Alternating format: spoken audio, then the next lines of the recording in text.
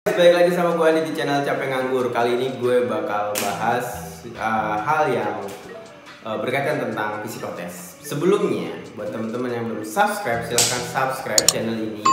Sebarin, share ke semua teman-teman kalian ke seluruh dunia.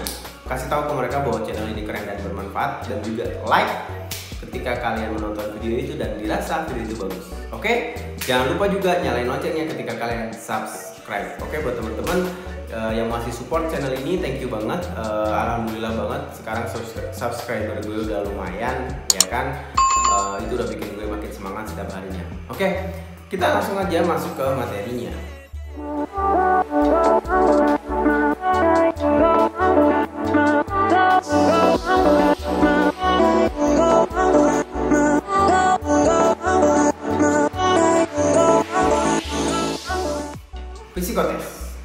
Psikotes itu cukup tren pada masanya untuk dijadikan alat pertimbangan kandidat ini lolos atau tidak gitu. Oke. Menurut gue saat ini psikotes itu udah nggak relevan ya. Sorry nih buat teman-teman yang merasa bahwa psikotes itu masih layak untuk dijadikan acuan bahwa kandidat ini oke atau tidak. Kalau menurut gue sih sekarang udah nggak relevan. Kenapa? Jadi gini. Gue bukan orang psikologi, gue orang manajemen sumber daya manusia. Sedikit belajar psikologi waktu kuliah itu pun, dan gue juga sempat ngambil sertifikasi CRSP dan juga CRM.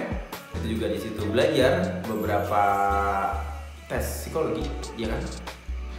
Yang seharusnya gue tidak, ya gue cukup mengetahui aja, tapi gue nggak boleh tes karena yang boleh tes itu adalah S2 psikologi ya.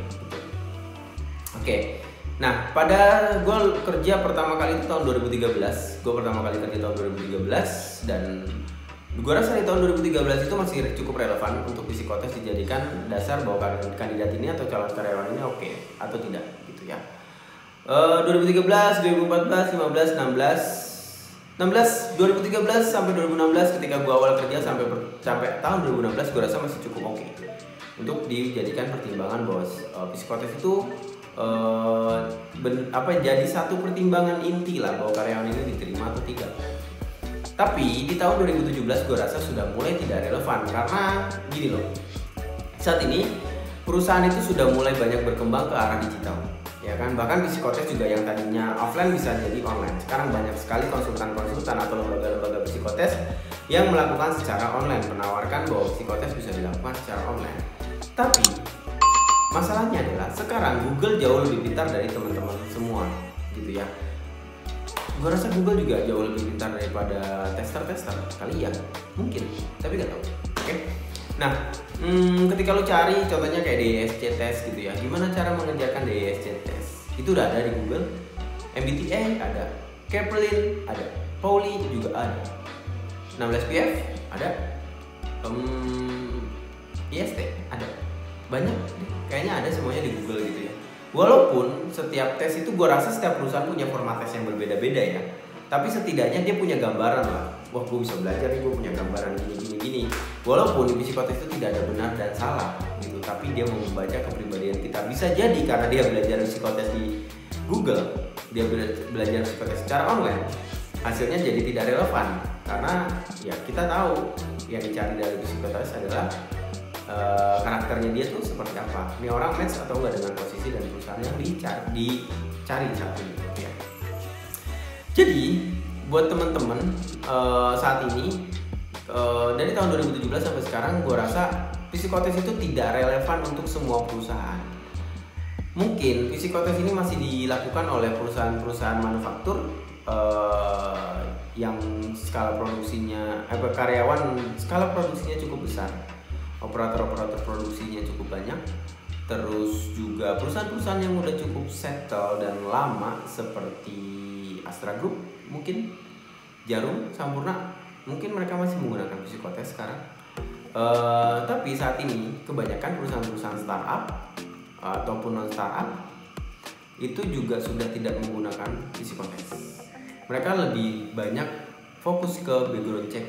Jadi mereka itu fokus ke background check bukan ke psikotes. Masih diadakan psikotes, beberapa startup juga masih banyak melakukan psikotes. dan itu tidak dijadikan satu indikator konkret bahwa nih karyawan nggak oke nih dari hasil psikotesnya nih, nggak. Biasanya itu akan dijadikan pertimbangan aja. Karyawan ini begini, ketika dia masuk kemungkinan besar dia akan melakukan ini dan gue harus ngerem dia di sini gitu. Jadi psikotes itu saat ini ya sudah tidak relevan untuk semua perusahaan.